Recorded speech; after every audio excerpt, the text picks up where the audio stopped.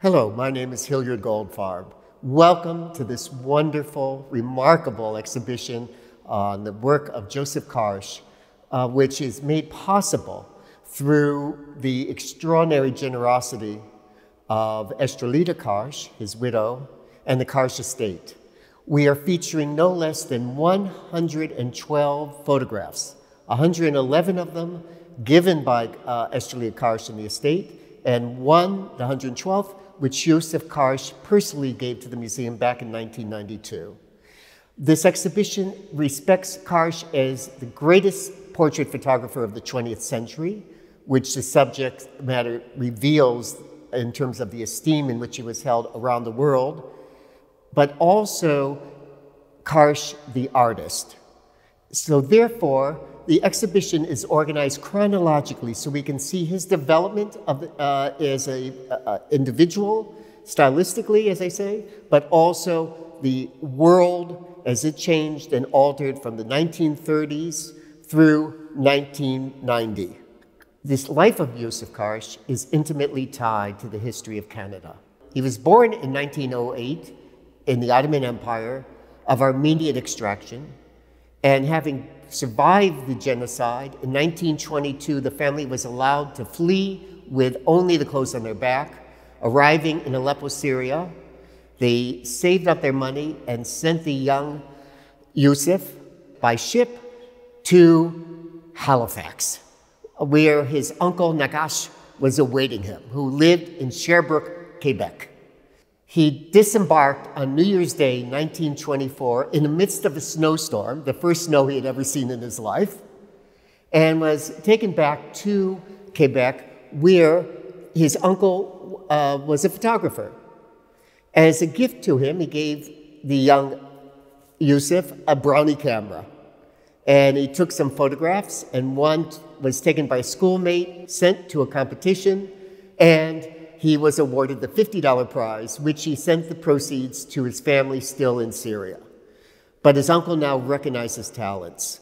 And in 1928, he arranged for him to be trained by John Garrow, an Armenian American, who was a major portrait photographer in Boston.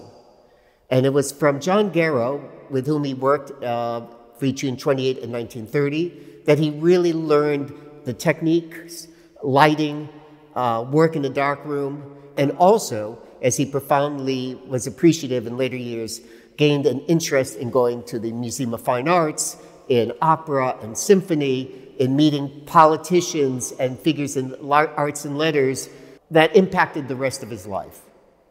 So let's take a fast look through the first gallery, which presents Karsh's work between 1931 and 1958. Those remarkable early years of international renown. Now let's look at some of his photographs.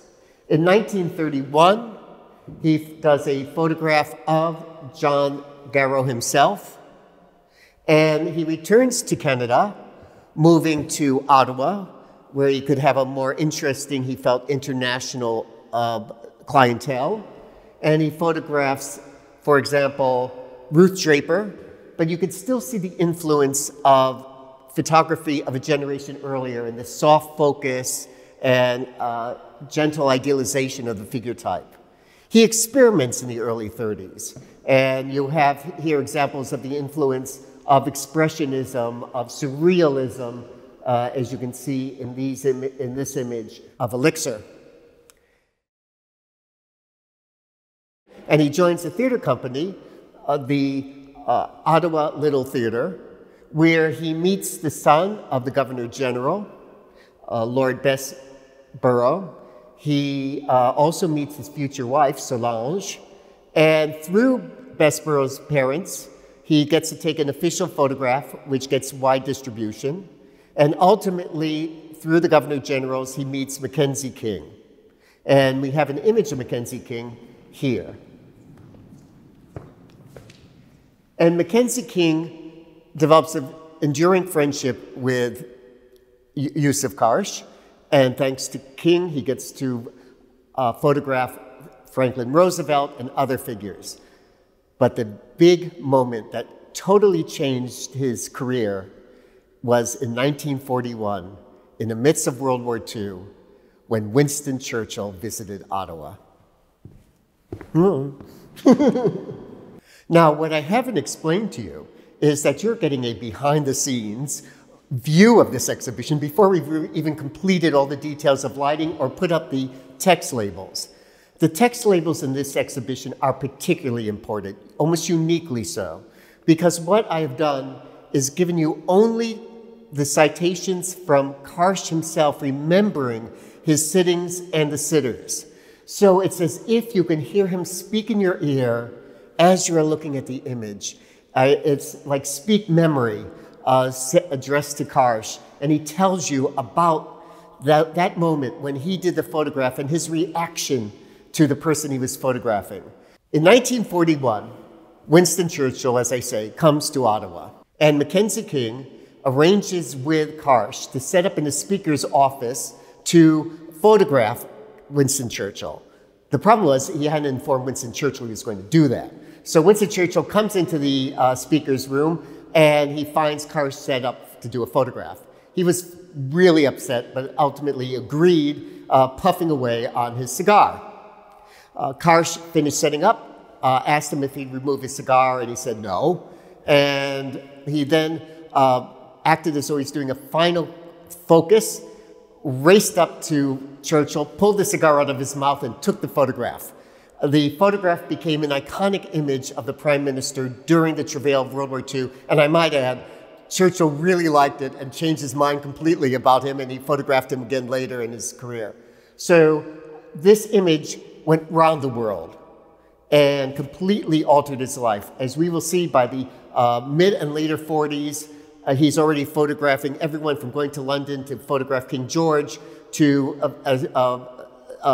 leading figures in the United States and later in Europe, all on the basis of this remarkable photograph.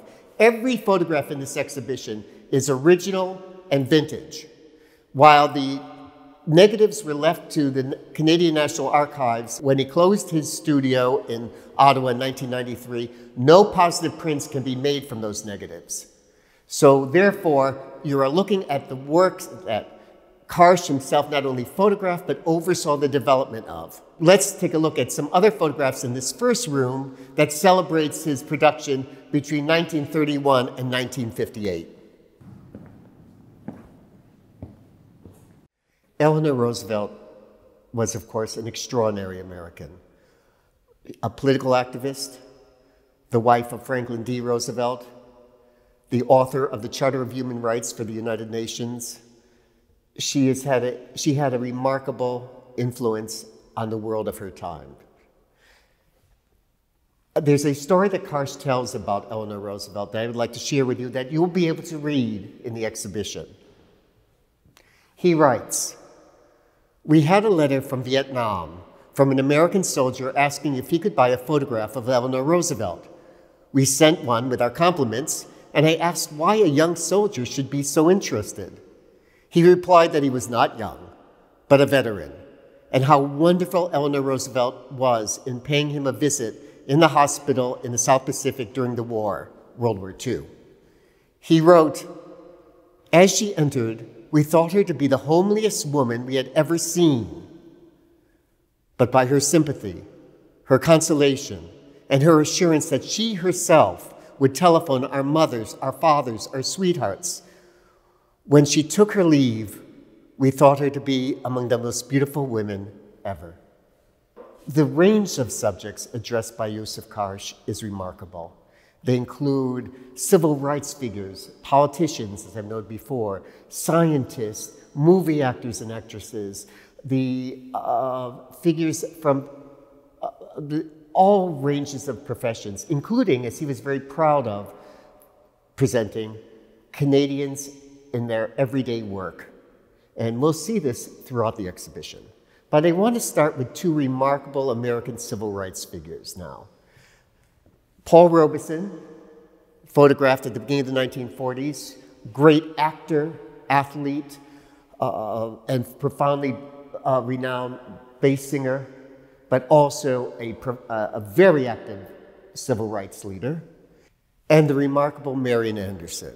I remind you that when you see the show, the text from Yousuf Karsh will be on the wall, so you can read what he was saying and thinking at the time that this was created.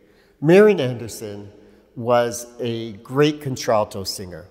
She was born in Philadelphia and was prohibited from studying at the Curtis Institute of Music because of her race. She took training in Europe under sponsorship, and when Toscanini, the great conductor, heard her, he called her the voice of the century. She had developed a tremendous international career, but when she toured the United States, she had to perform to segregated audiences. She was invited to perform in Washington, and the only hall that could hold her, the audience because of her renown was a hall owned by the Daughters of the American Revolution.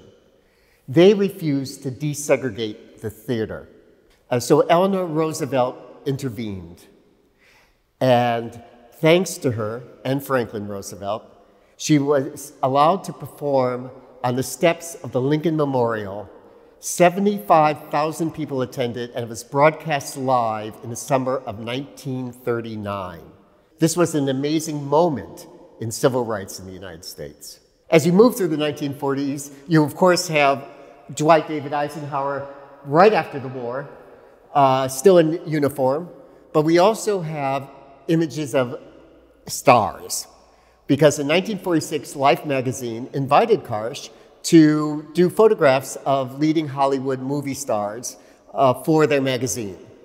And among them, I'm delighted to say that we have both Humphrey Bogart and Ingrid Bergman in 1946, just 3 years after making what is arguably the greatest romantic film ever produced, Casablanca. We also include images of Helen Keller, who shortly after her birth came down with a high fever and was left blind and deaf. And yet, extraordinarily, as is told in the movie The Miracle Worker, was able to find a way through touch to communicate to the world to such an extent she graduated from Radcliffe College at Harvard and had a powerful following as a writer and philanthropist in her own right. Thomas Collins, the Canadian doctor. And of course, from 1948, Albert Einstein.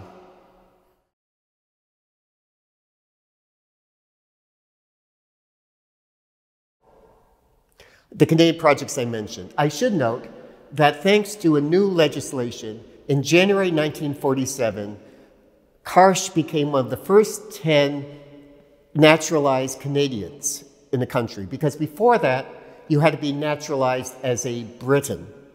But now he could naturalize himself as a Canadian and took the immediate initiative to place himself in the first to be so promoted, and then began bringing his family from Syria.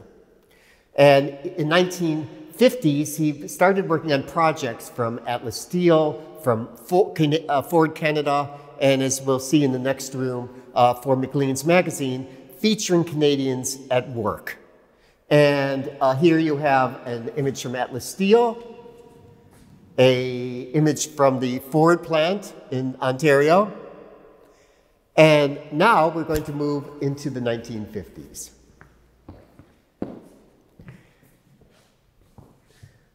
There are no less than 30 Canadian subjects among the 112 images.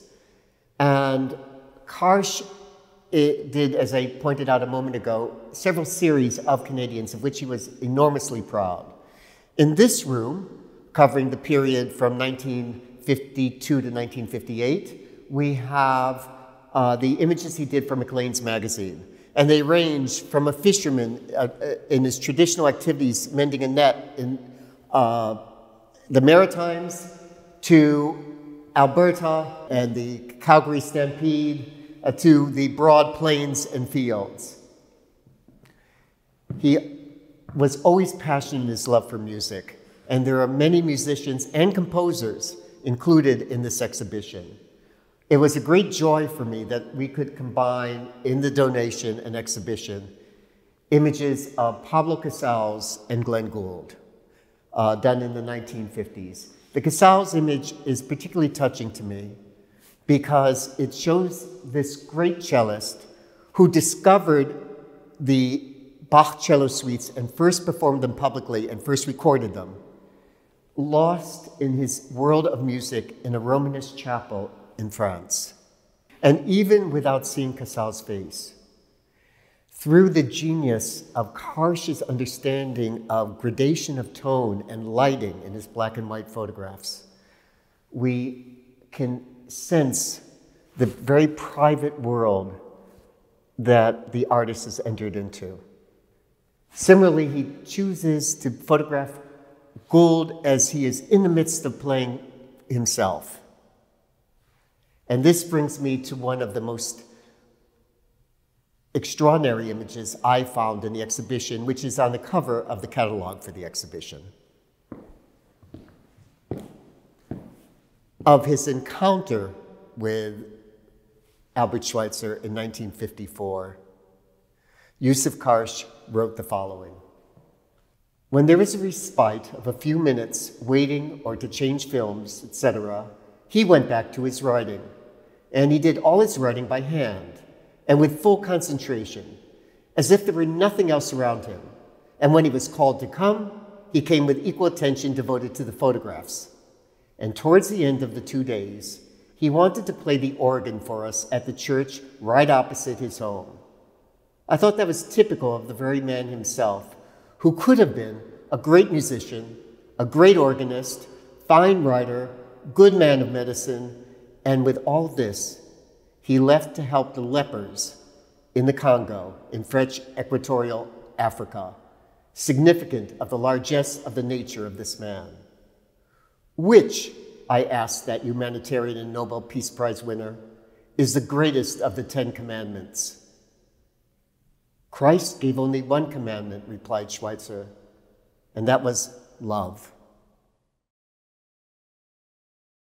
Among other figures featured in this period of the 1950s are these historic images, these icons of Georgia O'Keeffe, done at her home in New Mexico, and of the young Jacqueline Kennedy in 1957, at the time that she married Senator John Kennedy. Centered in this gallery, anchoring it, are 2 very different photographs. One of the great author Ernest Hemingway, done in 1957 towards the end of his career in Cuba. And the other image, which needs little explanation, is of the young Brigitte Bardot, shortly after she made the film And God Made Woman. Our final gallery brings us to the later career of Yousuf Karsh between 1962 and 1990.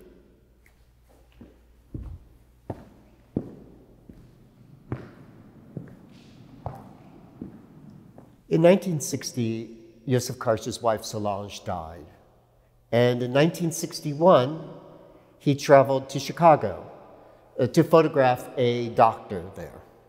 However, this trip afforded him the occasion to meet Estrellita Karsh, who became his second wife, his companion, his organizer, his editor, his everything for the rest of his life. And here we have a photograph taken of her in 1963. Estrellita is in her own right a remarkable medical historian, author, and editor. He writes of her and their meeting, "As destiny would have it, she was fascinating to me from our first meeting. I felt her to have the most penetrating and liquidy eyes. I associate with her eyes tremendous depth, and that depth was all knowledge and humor. With her editorial ability, Estrellita helped me to formulate my thoughts. On all our travels over the years, whether to Zululand, to Japan, to Russia, to Finland, to Scandinavia, to Egypt, we have pursued our joint interests in archaeology, in art, in medicine. She has continued to write articles on medical history. Her carefully concealed scholarship transforms research in old tomes into engaging and modern social history." At over 90, Estrellita continues to guide the estate of Yousuf Karsh and has been a profound benefactor represented in this exhibition.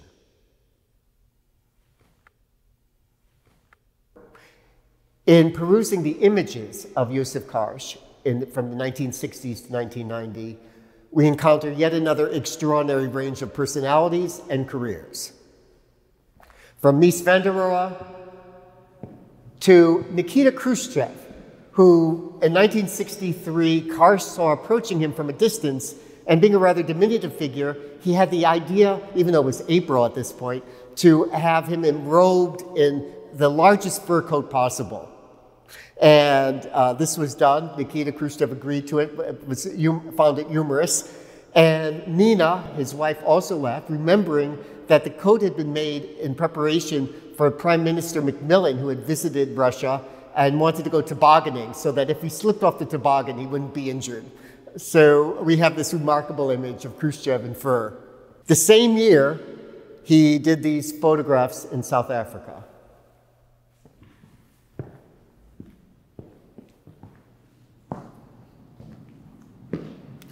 As we round the corner, you can see a range of Canadian and American figures.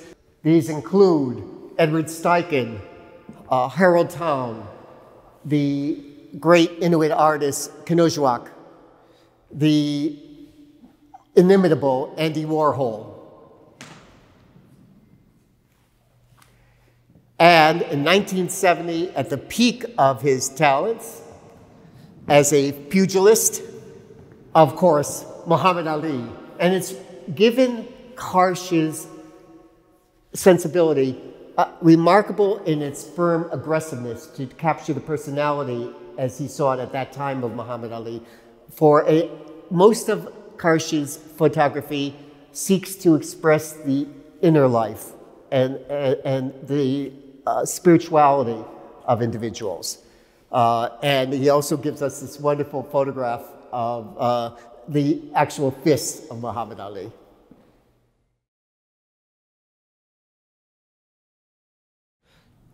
And I couldn't resist the opportunity, especially as both photographs were taken the same year, of juxtaposing Rudolf Nureyev with our own great Karen Kane.